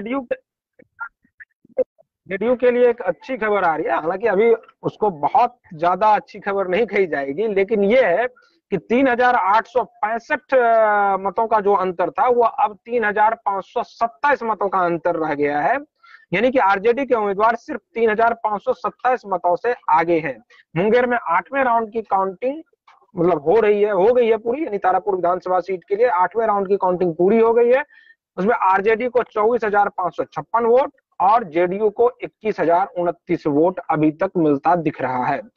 तो क्या ये जो अंतर है ये अगर धीरे धीरे भी कम होता है, क्योंकि राउंड काफी है, 29 राउंड की काउंटिंग है और अभी 28 राउंड है, यानी कि 21 राउंड की काउंटिंग अभी और भी बची हुई है, तो क्या आपको लगता है कि यह मत का अंतर जो है यह या तो पाटा जा सकता है यानी कि जेडीयू के लिए, या फिर ये बहुत कम मार्जिन से जीत हार होगा? दोनों संभावनाएं हैं। मुझे लगता है कि जेडीयू और आरजेडी में कांटे की टक्कर होगी और अंतिम समय में फैसला होगा, खास करके तारापुर में, क्योंकि तारापुर में आरजेडी ने अब कही सुबह से ही अपनी लीड बनाई हुई है, चाहे जिस भी यहाँ से जहां से भी काउंटिंग हो रही है, जहां से भी ईवीएम खुल रहे हैं, वहां आरजेडी को वोट मिल रहे हैं और जेडीयू को भी वोट मिल रहे हैं। इसलिए कांटे की टक्कर होगी। आरजेडी के लिए यह प्रयोगशाला है, यहाँ तारापुर में प्रयोग किया है तेजस्वी ने। अगर यह प्रयोग सफल होता है तो तेजस्वी इसका दायरा बढ़ाएंगे, जैसे 25 से 30 ऐसे विधानसभा जहां पे आरजेडी कमजोर प्रदर्शन करती है, वहां वह कुछ ऐसे कास्ट के कैंडिडेट को दे सकते हैं जो उनके माय समीकरण से अलग बैठता हो। दूसरी बात है, अगर वो हार जाते हैं तो भी इससे वो कुछ सीखेंगे ही, और दूसरा आरजेडी को कोई नुकसान नहीं है। और तीसरी बात यह है कि जेडीयू के लिए, खास करके नीतीश बाबू के लिए ये लगेगा कि उपेंद्र कुशवाहा को उन्होंने पार्टी में जगह देकर कुछ अच्छा काम किया है, क्योंकि उपेंद्र कुशवाहा ने निश्चित रूप से कुशवाहा वोटरों को इकट्ठा किया, तो लव कुश समीकरण को पुनर्जीवित किया, उसमें खाद पानी डालने का काम किया है उपेंद्र कुशवाहा ने। तो और अगर वो जेडीयू हार जाती है, तो तय मानिए अगर ये जेडीयू हार जाती है तो इसका ठिकरा बीजेपी की सरकार की मांग पर फूटना तय है, क्योंकि जेडीयू कहेगी कि भाई हम बहुत क्लोज मार्जिन में हारे हैं, तो ये महंगाई की वजह से हार गए हैं, ठीक है। और अगर आरजेडी हारेगी तो वो कहेगी काउंटिंग में कुछ गड़बड़ी हो गई। तो दोनों के जवाब अपने आप में तैयार हैं। तो ये मान के चलिए। और कांग्रेस क्या कहेगी, मुझे ये आश्चर्य होता है कि कांग्रेस क्या कहेगी, क्योंकि कांग्रेस के पास कहने के लिए तो कुछ है ही नहीं। कांग्रेस को तो आप समझिए कि फिर से लालू जी के पास जाना होगा यह कहने के लिए कि भाई मुझे साथ ले लो आप। विकास जी, थोड़ा सा हम आपको रोकना चाहेंगे। हमारे एक दर्शक है, वो पूछ रहे हैं कि क्या अपडेट है अभी का। तो अभी ये बता दें कि आपको 7वें राउंड की काउंटिंग जो है वो, सॉरी, कुशेश्वर स्थान में 14वें राउंड की काउंटिंग हुई है और उसमें जेडीयू जो है वो 7435 यानी 7435 वोटों से आगे है वहां पर जेडीयू के उम्मीदवार। यानी कि आरजेडी वहां पर दूसरे स्थान पर है। और कांग्रेस की तो खैर अब बात ही क्या करें, कांग्रेस तो काफी पीछे है, वो एलजेपी यानी कि लोजपा रामविलास से भी पीछे है। तो ऐसी स्थिति में तो ये लग रहा है कि शायद तीसरे स्थान पर भी कांग्रेस नहीं आ पाएगी। वहां पर रामविलास, जो लोजपा रामविलास है, वो शायद तीसरे स्थान पर वहां पर रहे। वहीं अगर बात तारापुर की करें तो तारापुर में आप देखिए कि तारापुर में जो है वो 8वें राउंड में आरजेडी के उम्मीदवार 3527 वोटों से आगे है। यानी कि आरजेडी के उम्मीदवार को 24,556 और जेडीयू को 21,029 वोट वहां पर मिलता दिख रहा है। तो शायद हमारे दर्शकों को ये पूरी जानकारी मिल गई होगी। जी विकास जी, आप कुछ बता रहे थे।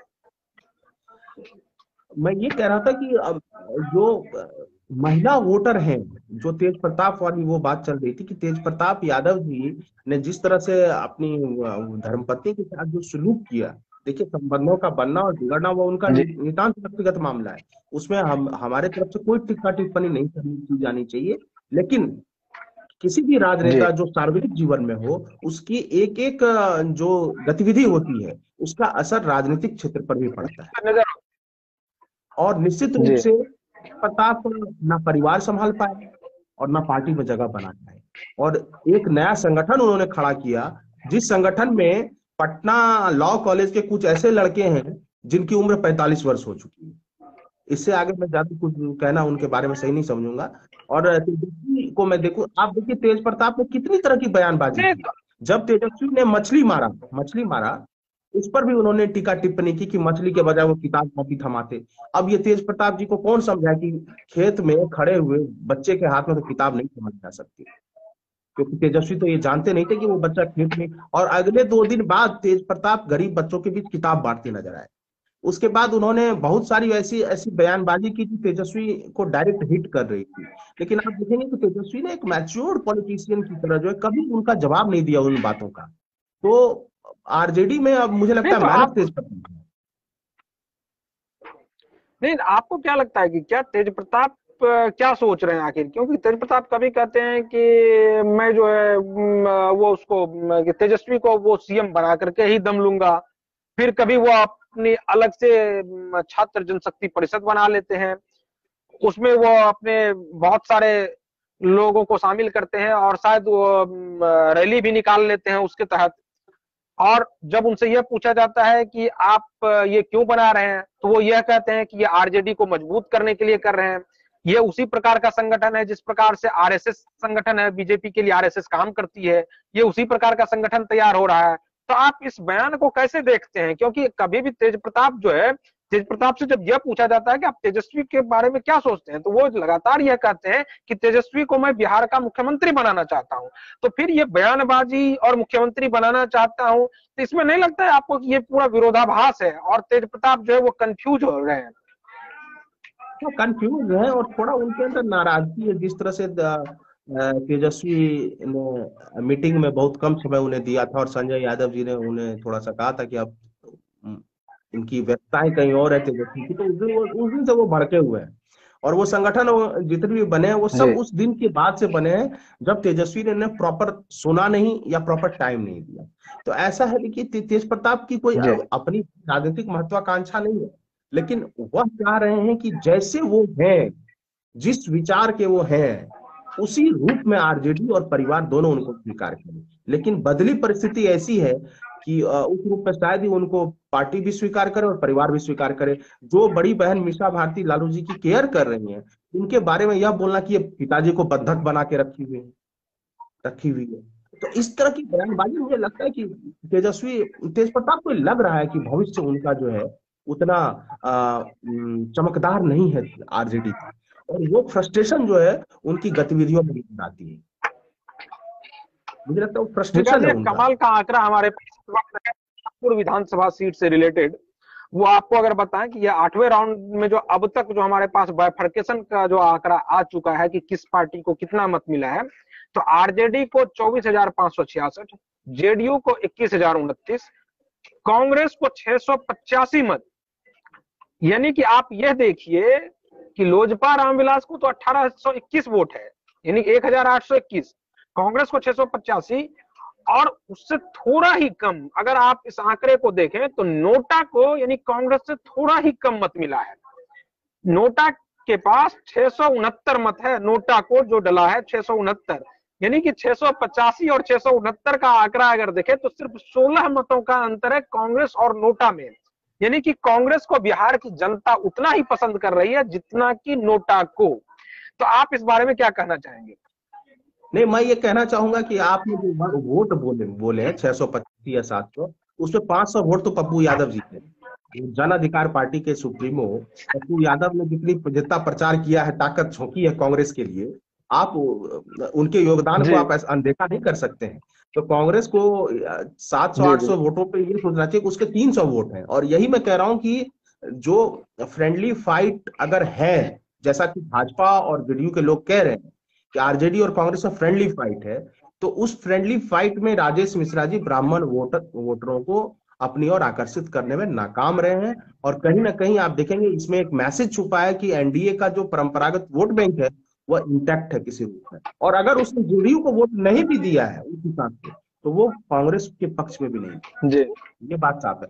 दूसरी बात ये बात है कि कांग्रेस के जितने भी नेता किसान आंदोलन के नाम पे, मैं कह रहा हूं कि ठीक है, किसान आंदोलन किसानों के मुद्दे पर चल रहा है, राकेश टिकैत जी उसको चला रहे हैं, लेकिन राकेश टिकैत के मेहनत पर जो कांग्रेस के नेता बयान देकर ट्विटरबाजी कर चाह रहे हैं कि वो किस ग्रामीण इलाकों में अपनी फाइट बना लें बिना संगठन खड़ा किए, मुझे लगता है कांग्रेस आलाकमान को जरूर सोचना चाहिए। दूसरी बात, एक और बात है, जिस तरह से लालू प्रसाद यादव जी को टारगेट किया कांग्रेस के नेताओं ने, यहां तक कि कांग्रेस की एक बड़ी नेता है, उन्होंने ये कहा कि इन पर ऐसी एक्ट लगना चाहिए भक्तचरण दास वाले मामले में, बयानबाजी में। मुझे लगता है मीरा कुमार जी ने कहा। तो मुझे लगता है कि कहीं ना कहीं कांग्रेस को अपनी जमीन का एहसास हो गया होगा कि वो जमीन में है कि हवा में है, ठीक है। और अब अगर वो लालू जी के सामने आते हैं तो मुझे लगता है कंप्रोमाइज करके उन्हें आना होगा। और देखिए, तेजस्वी का यह स्पष्ट कहना है कि अगर हमने 70 सीट के बजाय कांग्रेस को 30 सीट दी होती लड़ने के लिए, तो यूपीए की सरकार बन जाती, महागठबंधन की सरकार बन जाती। दूसरी बात, एक और बात है प्रवीण जी, इन सब चर्चा और बहस में आपने कन्हैया को जरूर याद करना चाहिए। कन्हैया जी हर जगह गए और बड़ा एग्रेसिव प्रचार किया कन्हैया। ये कन्हैया का भी लिटमस टेस्ट था, क्योंकि कन्हैया जी लेफ्ट के बैनर पहले तो कहा तो ये भी जा रहा था कि ये ना सिर्फ कन्हैया का बल्कि कन्हैया वर्सेस चिराग पासवान का लिटमस टेस्ट है, और चिराग पासवान शायद उस लिटमस टेस्ट में पास होते हुए दिख रहे हैं।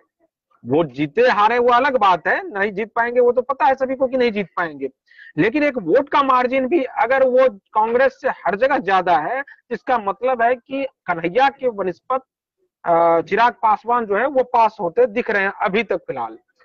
तो ऐसी स्थिति में दोनों का लिटमस टेस्ट था।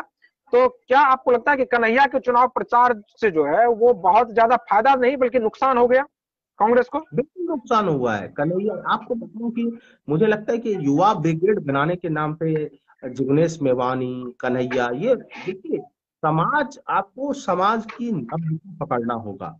आप देखें कि चिराग पासवान के साथ कितना बड़ा धोखा हुआ, लेकिन फिर भी चिराग पासवान कितने संयत होकर बयान देते हैं।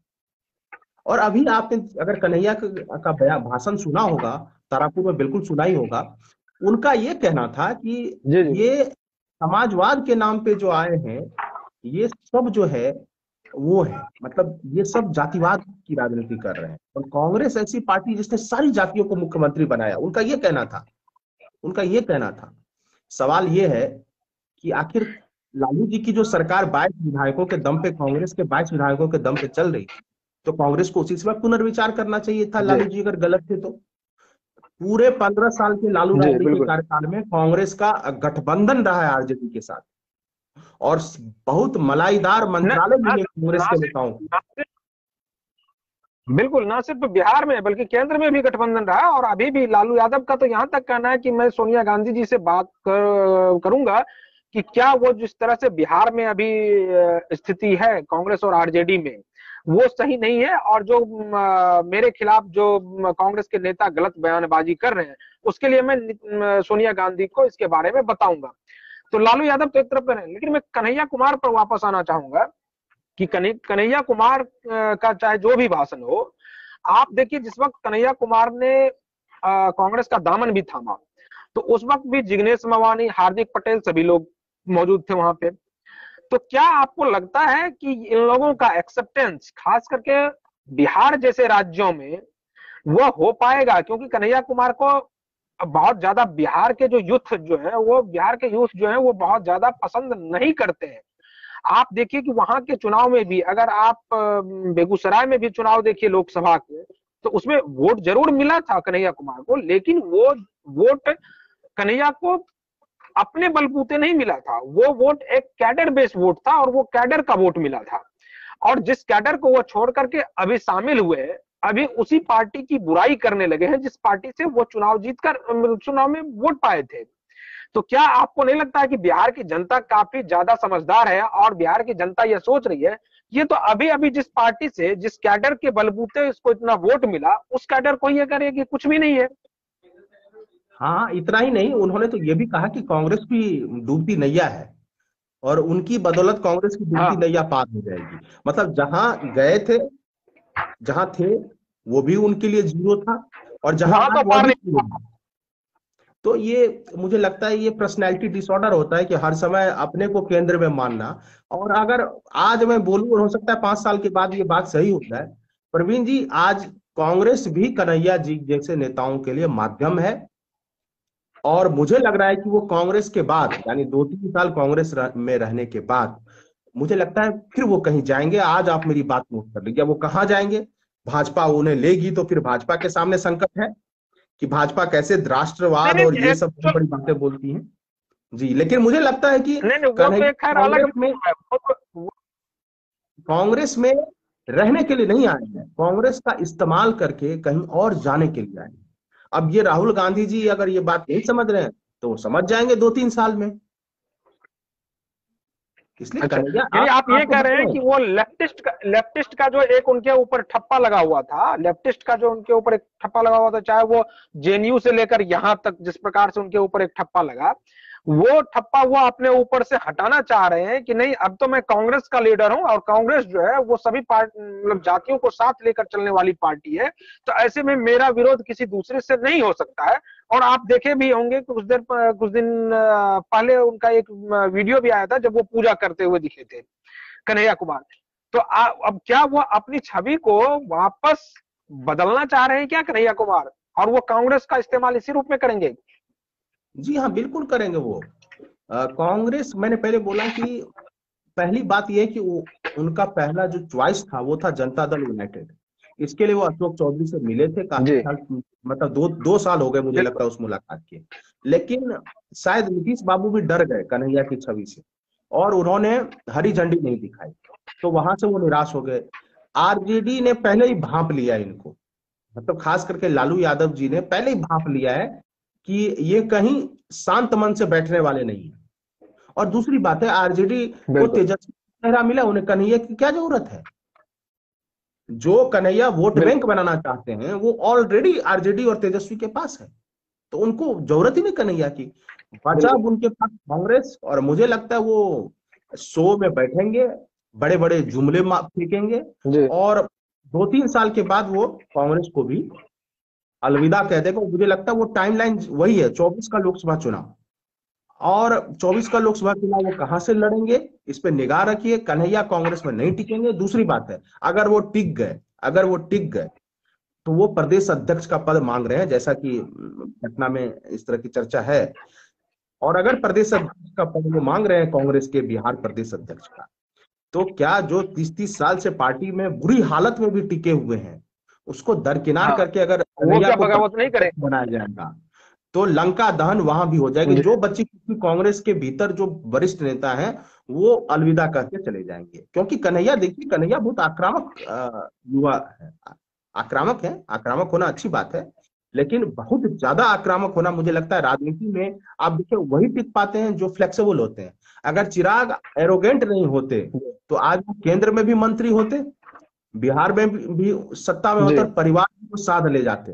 और यही बात कन्हैया के साथ है। आपने चिराग और कन्हैया की तुलना की, इसलिए मैंने ये बोला, क्योंकि अगर वो एनडीए के साथ कुछ नुकसान सह के भी रहते तो केंद्र में उनका मंत्री पद तय था। तो उनके चाचा बिहार की राजनीति से ऊपर उठ ही नहीं पाते, वो यहाँ पे मंत्री रहते। लेकिन कहते हैं कि जमीन जितनी मजबूत होती है आप उतनी ही ऊंचाई तक उठ पाते हैं, और कन्हैया ने अभी तक जमीन मजबूत नहीं की है। और जहां तक बेगूसराय लेफ्ट का गढ़ रहा है, हमेशा से लेफ्ट का गढ़ रहा है, तो उनको परंपरागत, जैसे कि आपने बोला कि वो लेफ्ट का वोट था, उनका कन्हैया का वोट नहीं था, कन्हैया का वोट नहीं था। आप देखिए अगर कन्हैया को बेगूसराय में राजनीति करनी है तो कल लेफ्टिनेंट ऋषि रंजन जी को सत नमन, शहादत थी उनकी, उन्होंने बड़ी बहादुरी से देश की रक्षा के लिए सर्वोच्च बलिदान दिया। उसमें आप देखिए कि उसमें कौन कौन चेहरे थे जो उस संस्कार में शामिल हुए थे। उसमें बीजेपी के नेता थे, कैबिनेट मिनिस्टर थे, और वो पूरी रात बैठे रहे हैं ऋषि रंजन जी के घर पे, शहीद ऋषि रंजन जी के घर पे। बीजेपी के विधायक थे, बैठे हुए थे। कन्हैया जी बेगूसराय में राजनीति करना चाहते हैं, बेगूसराय के युवाओं के दिल में जगह बनाना चाहते हैं, लेकिन शहीद के अंतिम सम्मान एक फूल अर्पित करने के लिए नहीं चाहते हैं। तो मुझे लगता है कैसे उनको युवा स्वीकारेंगे केवल टीवी पे बड़े बड़े बातें करने से? नहीं, यही तो नहीं, शायद उस वक्त भी आप देखे होंगे कि जब गिरिराज सिंह का एक बयान आता था कि नहीं नहीं मुझे पता है कि कन्हैया कुमार को कितना वोट आएगा, और हुआ भी वही कि गिरिराज सिंह भारी मतों के अंतर से वो विजयी रहे थे उस वक्त। तो उस वक्त भी चूंकि गिरिराज सिंह को यह पता था कि कन्हैया का वोट बैंक काम नहीं करेगा, कन्हैया के लिए जो लोग सुनने आ रहे हैं वो उनको मत नहीं देगा, जो कैडर वोट है सिर्फ वही वोट उनको मिलेगा। और इसी वजह से गिरिराज सिंह काफी कॉन्फिडेंट थे अपनी जीत को लेकर के।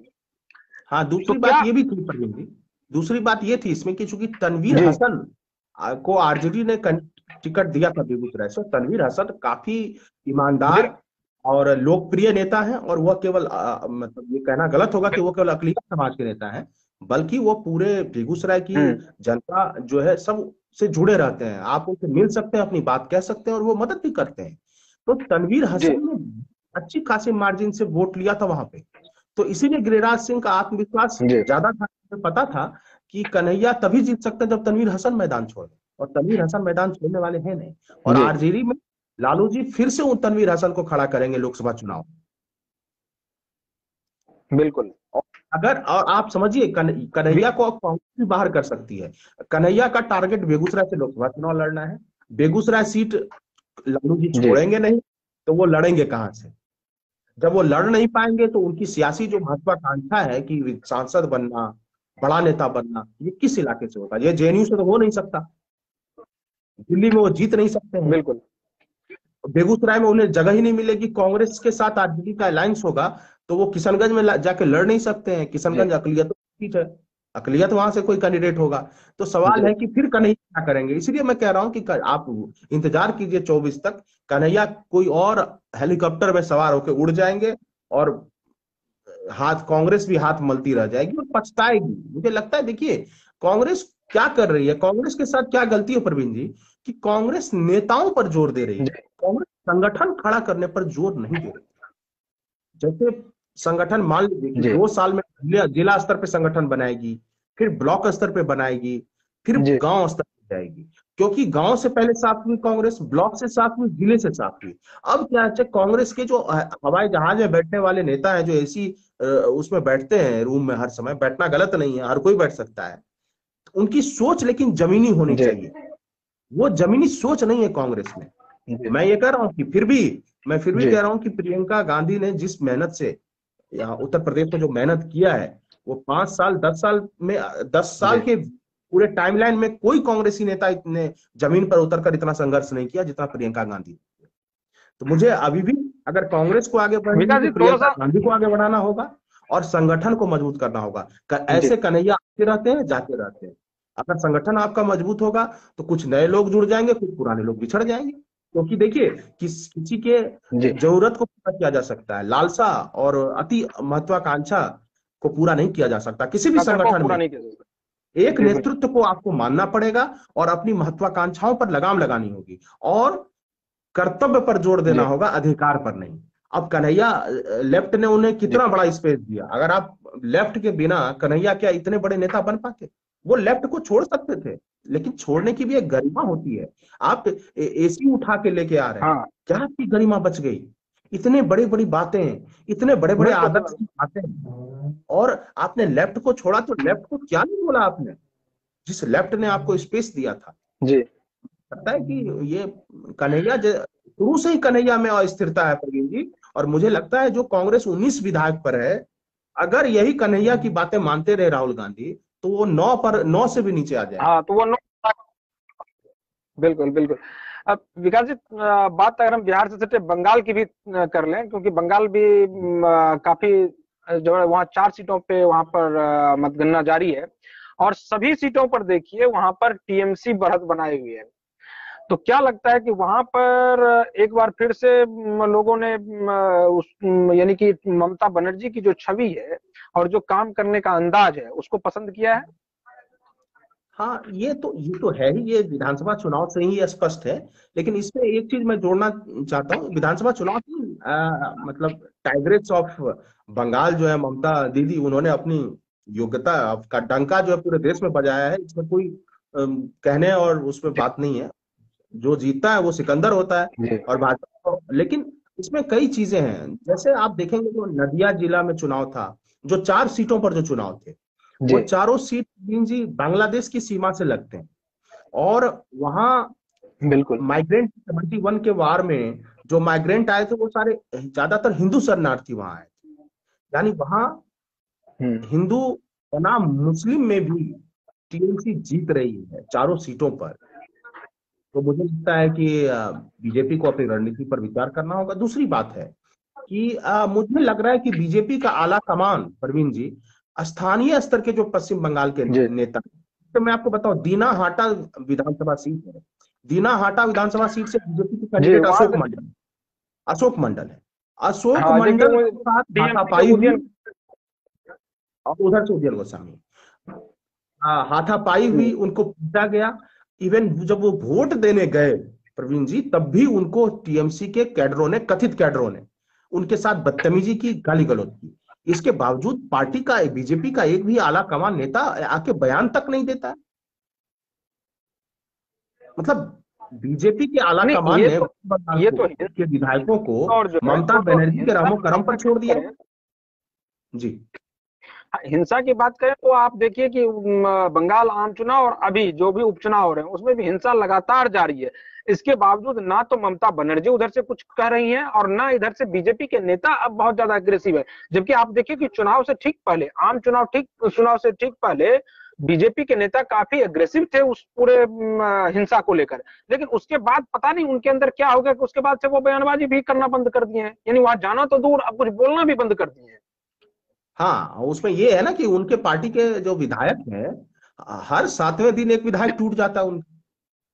बाबुल सुप्रियो जिसको केंद्रीय मंत्री बना के रखा गया, वो चले गए, अलविदा कह गए। तो मनोबल तो गिरना है भाजपा का मनोबल गिरना है बंगाल में। लेकिन भाजपा को ये समझना चाहिए कि वह लगभग 39% वोट शेयर उनके पास रहा है विधानसभा चुनाव में, और 47% के आसपास विधानसभा वोट प्रतिशत है ममता दीदी का। 8% का मार्जिन है।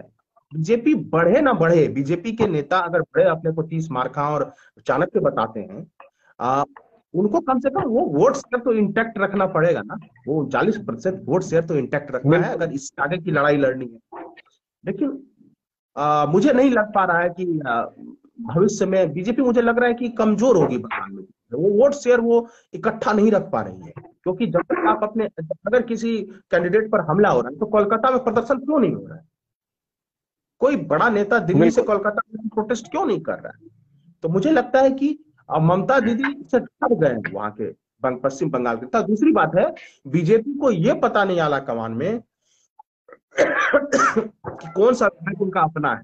कहीं टीएमसी बीजेपी जो है बंगाल में कांग्रेस के राह पर तो नहीं, कांग्रेस देखिए कांग्रेस के राह पर तो नहीं जाएगी बीजेपी, क्योंकि बीजेपी एक जो भी पार्टी आइडियोलॉजी बेस्ड पार्टी है, कैडर बेस्ड पार्टी है, वो कांग्रेस की तरह उसकी दुर्गति नहीं होगी। आप देखिए कांग्रेस और वामपंथी दल तो साफ हो गए विधानसभा में, टीएमसी और बीजेपी ही रह गई। तीसरा तो कोई है नहीं, एक निर्दलीय है, एक निर्दलीय है और एक कोई मुस्लिम पार्टी, राष्ट्रीय मुस्लिम पार्टी करके कोई एक पार्टी क्षेत्रीय मतलब लोकल स्तर की एक उसके पास नहीं। कहीं लेकिन मोदी जी तो नहीं है कि प्रशांत किशोर ने इधर कहा कि राहुल गांधी जो है वो काफी परिपक्वता नहीं दिखा रहे हैं, क्योंकि जो एक तरफ जो नरेंद्र मोदी की छवि है, और ऐसे में भले नरेंद्र मोदी अगला चुनाव हार भी जाए, लेकिन बीजेपी जो है दशकों तक जाने वाली नहीं है। तो ऐसी स्थिति में कहीं बीजेपी के नेता को बहुत ज्यादा गुमान तो नहीं हो गया कि नहीं अब कैडर के पास नहीं भी जाएंगे, अपनी जनता को नहीं भी देखेंगे तो कोई बात नहीं है, अब तो हम दशकों तक रहने वाले हैं। देखिए मुझे लगता है कि प्रशांत किशोर जी एक रणनीतिकार हैं और रणनीतिकार को रणनीतियों पर चर्चा करनी चाहिए। अभी अब वो कभी कांग्रेस के पक्ष में बैटिंग करने लगते हैं, कभी भाजपा के पक्ष में बैटिंग करने लगते हैं, कभी कुछ बयान देते हैं, कभी कुछ बयान देते हैं, और मुझे लगता है हर बयान के पीछे कुछ छुपे हुए निहितार्थ होते हैं। और अगर आप गौर करें तो मैं इस प्रसंग में मुख्यमंत्री नीतीश कुमार जी का एक उदाहरण देना चाहूंगा कि उन्होंने ये कहा था कि मैंने केंद्रीय गृह मंत्री अमित शाह के कहने पर प्रशांत किशोर जी को जेडीयू में जगह दी थी। और प्रशांत किशोर जी ने इस बयान के कई साल गुजरने के बावजूद इस बात का खंडन नहीं किया है। मुझे लगता है प्रशांत किशोर जी अगर भाजपा की साथ रहने में कंफर्टेबल है तो उन्हें जाना चाहिए। और वो रणनीतिकार हैं और इस तरह से बयान देते हैं वो कि दशकों तक रहेगी। स्वाभाविक है, दशकों तक क्यों रहेगी? दशकों तक इसलिए रहेगी कि भाजपा का एक संगठन है और कांग्रेस का छवि गढ़ने की बात नहीं होती है। आप देखें कि बूथ तक आपको वोटरों को ले जाना यह क्षमता है। केवल छवि से होता तो अटल बिहारी वाजपेयी उसमें क्यों हाथ थे? अटल बिहारी वाजपेयी जो उस समय अचानक हार गए थे लोकसभा का चुनाव शाइनिंग इंडिया का नारा देते हुए। बिल्कुल विकास जी, थोड़ा सा आपको रोकना चाहेंगे कि तारापुर की अगर बात करें तो वहां पर मतों का जो अंतर है, जो लीड बनाए हुए थी आरजेडी, वो अब कम होता दिख रहा है।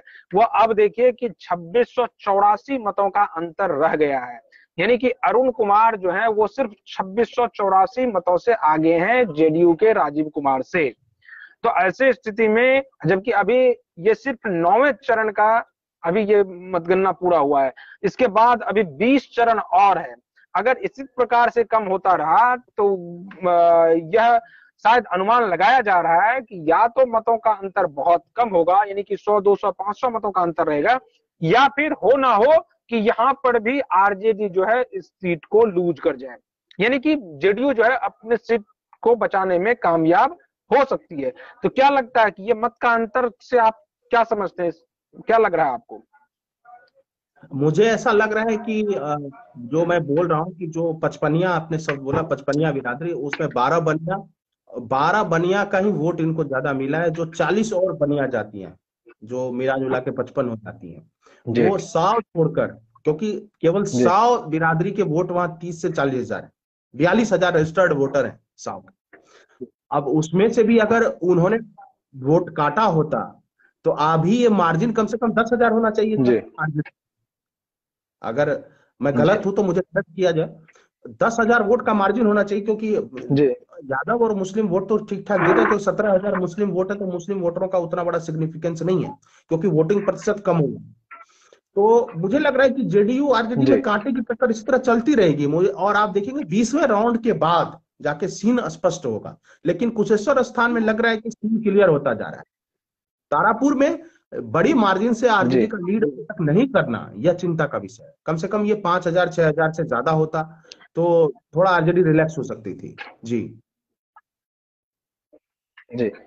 अब वहाँ कुशेश्वर स्थान में भी अगर 15वें राउंड की बात करें तो 15वें राउंड में वहां पर जेडीयू के उम्मीदवार 39,385 मत यानी कि जेडीयू को मिला है और आरजेडी को 32,247, यानी कि वहां पर भी जो मार्जिन है वो लगभग 7,000 के आसपास का मार्जिन वहां पर आपको दिख रहा है। यानी कि कुशेश्वर स्थान में मार्जिन लगभग ठीक ठाक चल रहा है। यानी कि आप अगर शुरू से बात करें और अभी तक 15वें राउंड तक, तो वो मार्जिन बहुत ज्यादा नहीं, थोड़ा सा फ्लक्चुएट हो रहा है, 1,000-2,000 मतों का अंतर, कभी मतलब जेडीयू ज्यादा, कभी 9,000, कभी 8,000, कभी ज्यादा, लेकिन ये अंतर ऐसा नहीं है कि कभी 3,000 पर आया हो, ऐसा नहीं दिख रहा है। यानी कि अगर आप कुशेश्वर स्थान की बात करें तो कुशेश्वर स्थान पर एक प्रकार से वहां पर सीन क्लियर होता दिख रहा है।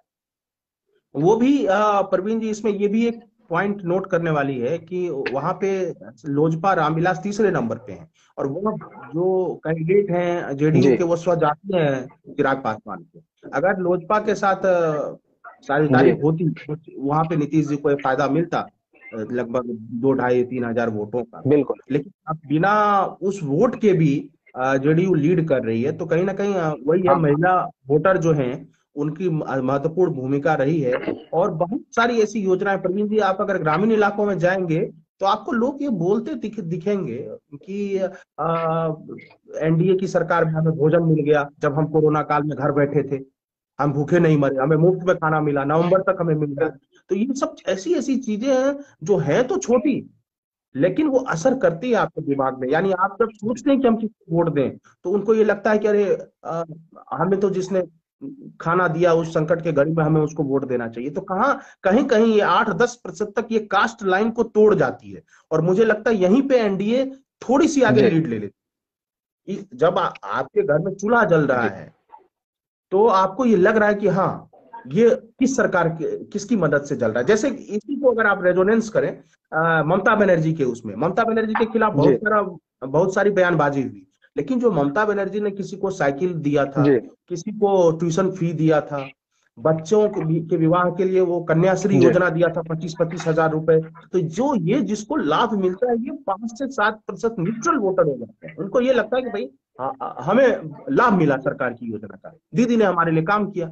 आप देखें 9% का अंतर है, ज्यादा अंतर नहीं है, 9% का अंतर है, लेकिन हो सकता है उसमें वो 6-7% वो वोटर हैं जिनको सीधा बेनिफिट सरकार की योजनाओं का मिला। तो सरकार की योजनाओं का भी बेनिफिट अगर मिलता है जिसको, तो वो आपके पक्ष में कमिटेड वोटर बन जाता है। तो ये सब अब सरकार को करने पड़ेगी। चुनाव में आप देखेंगे कि जो पार्टी सरकार में रहती है उसकी जीत होने की संभावनाएं बढ़ जाती है, ये अधिकतर देखा जाता है। लेकिन शायद अभी हिमाचल के बारे में नहीं पता है, शायद हिमाचल में बीजेपी शायद लूज करती हुई दिख रही है पर, एक लोकसभा चुनाव में और 3 विधानसभा चुनाव हो रहे हैं वहां 3 जगह। जी 1 मिनट में वहां का अगर आंकड़ा मेरे पास हो तो मैं जरा सा आपको दिखाने का प्रयास करूंगा कि अगर आंकड़ा वहां का हमारे पास उपलब्ध हो।